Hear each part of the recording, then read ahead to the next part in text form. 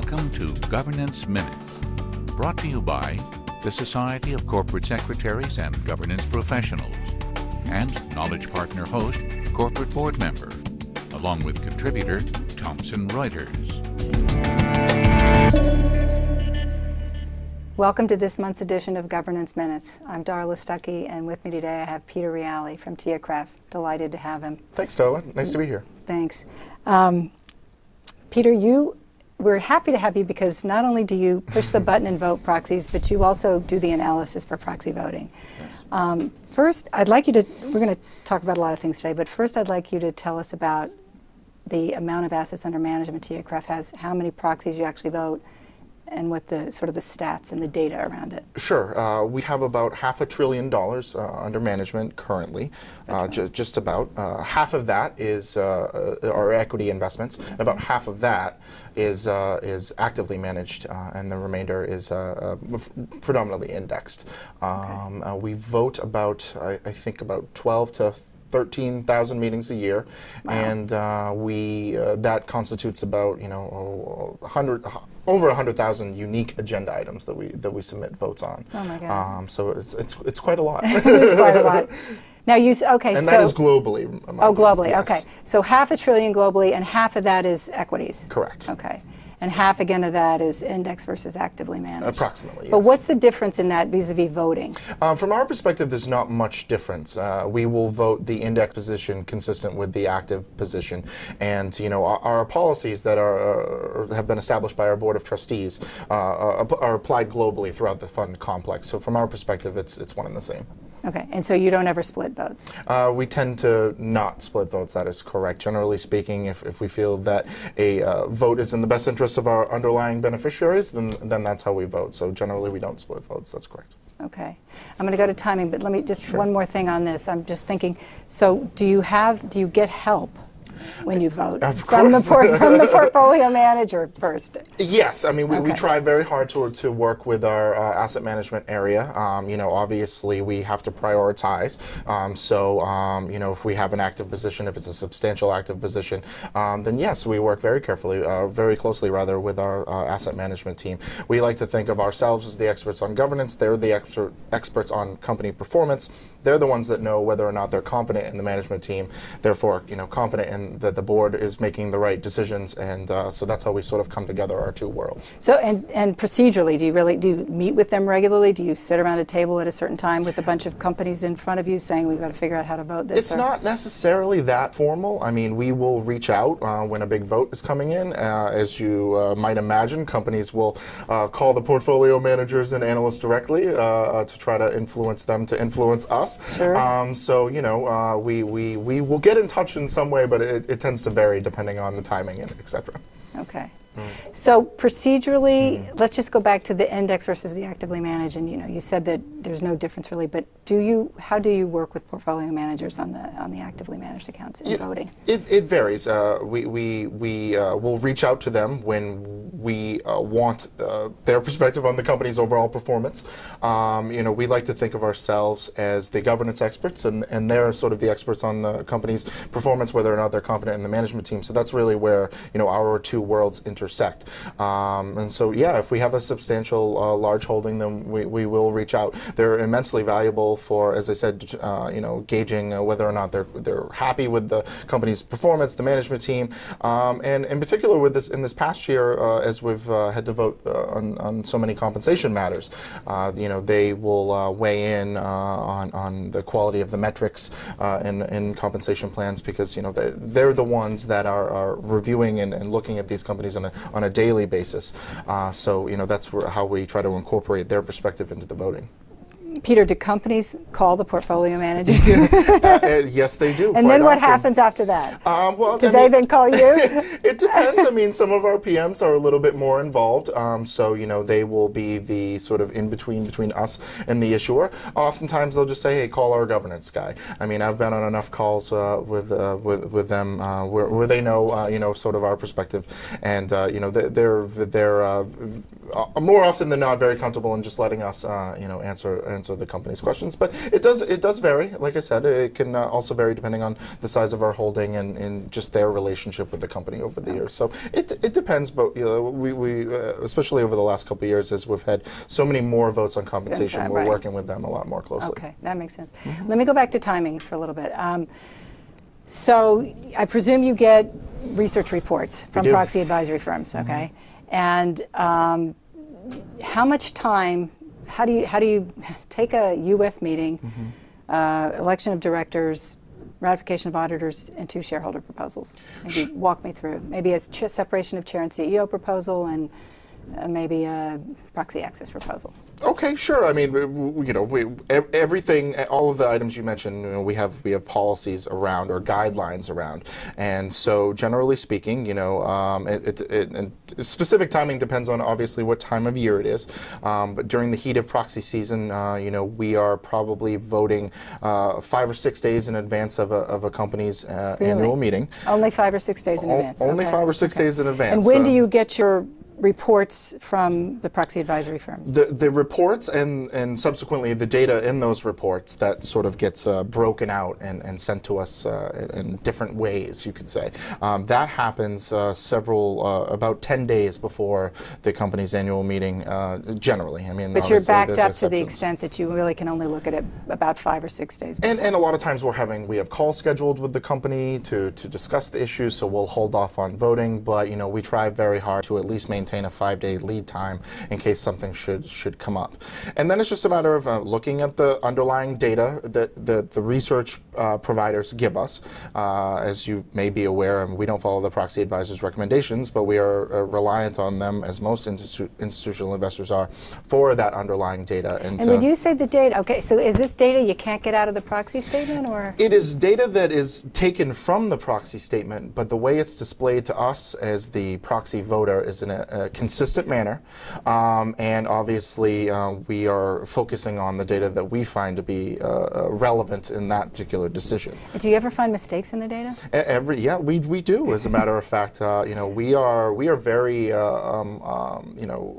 we hold the service providers accountable for instances in which we find data discrepancies. It's not as often as you may think, but there are occasions when a 7 should have been a 3. I mean, just completely inaccurate data. And we have worked with the service providers over the years to make sure that their quality control processes are up to snuff. For us that we're confident enough in it.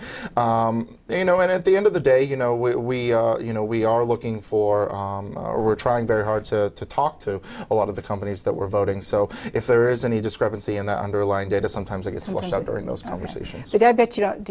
I mean, I don't know how many mid-cap, small-cap companies you hold, but do you talk to those folks?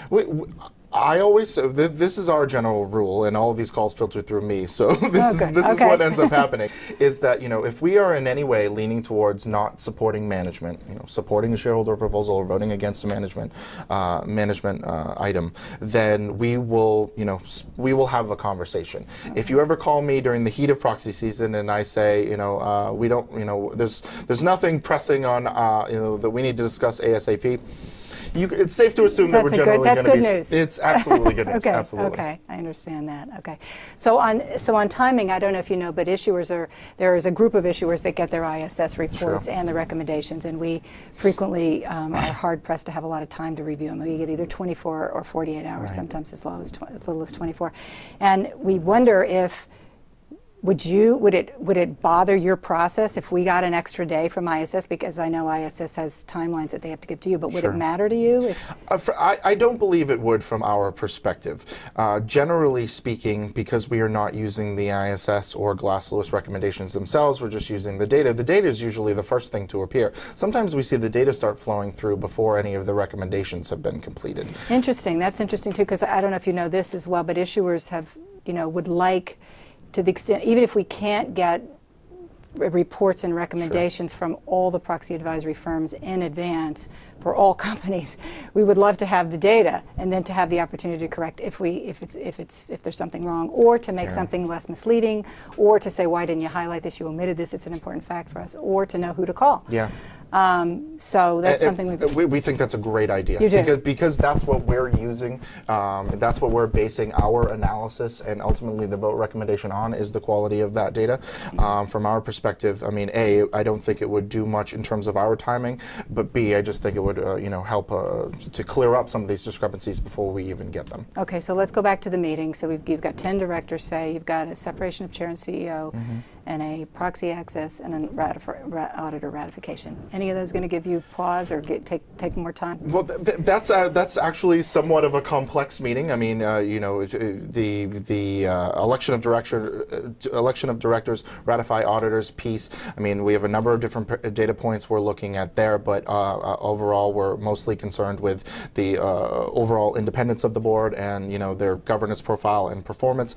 When you take something like a separate chairman and CEO proposal, that would be something that we would actually dig into the proxy and look at the information ourselves. Oh, okay. Because that is a perfect example of an agenda item that the way the proxy advisors perhaps portray the information can influence the vote in a way. So, and you're looking for something specific? We are. I mean, for that proposal in particular, we're looking to, I mean, our policy says in a nutshell that we want the, in situations where the roles are combined, we want the lead independent director position to be established, and we want it to be a robust position to provide the counterbalance to the CEO that you don't have because the roles are combined. Which means things like running the executive sessions and maybe having input to the agenda. I think those two items are, for us at least, most relevant when determining how to vote on that proposal. And if you don't see that in a proxy statement, do you call somebody up? Or? Not during the heat of proxy season. It's very difficult for us to do so. Okay. So, we would, hopefully the company would reach out to us, and like I said, if we were leaning in any way to vote against, we would take the call and hopefully try to flush out some of this stuff. Okay, okay. I know TIAA-CREF used to put in shareholder proposals of their own in the past. Have they ever done that since you've been there? Oh yeah, I mean, we have several years ago we had a majority voting initiative, as a lot of other people do, and but throughout the years, I mean, you tend to not see our overall motto is this concept of quiet diplomacy that we like to practice, where we were really trying to work behind the scenes with companies as opposed to being out there on the front page of newspapers saying things about X, Y, or Z company. So yeah, I mean, put it this way, we have and continue to follow shareholder proposals behind the scenes, but generally, we end up withdrawing them at the end of the day because we end up coming to some sort of agreement with the company. Okay. I mean, generally speaking, our size and our reputation allows us to do that. So okay. That's what we are still doing it. We're very active, but you just might not see it as much. Okay, and I presume that you tie your voting to what's best for the economic benefit of Absolutely. The underlying beneficiary. Mm-hmm. How does that work in a social and environmental social type Well, over the past several years, I think it's become more than clear that there are certain E&S, environmental and social issues, that really can impact a company's long-term performance and impact shareholder value.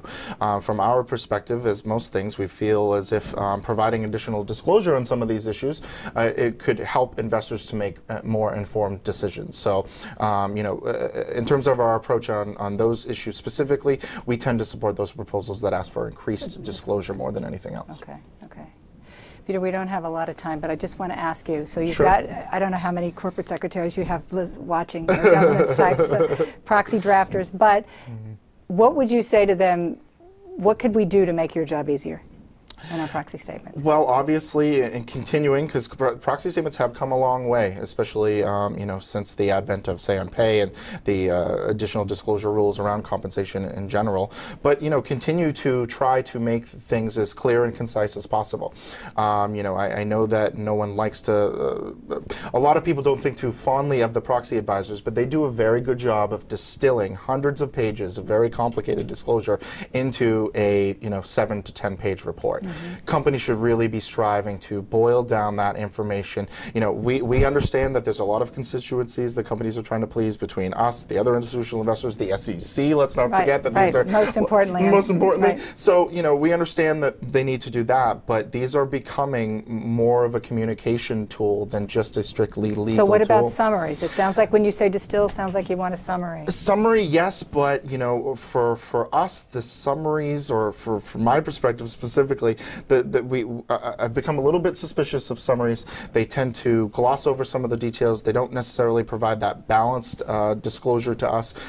We want to hear the honest story of what happened in the previous year. So if I'm convinced that, that the company is sort of, from January to December, this is how we did, and it feels, like they're giving that honest, that.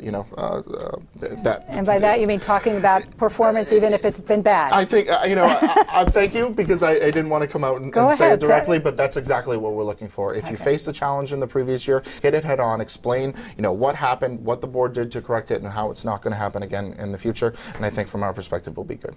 Okay. Thanks so much, Peter. Thanks, Darla. It was great. Join us again next month for Governance Minutes.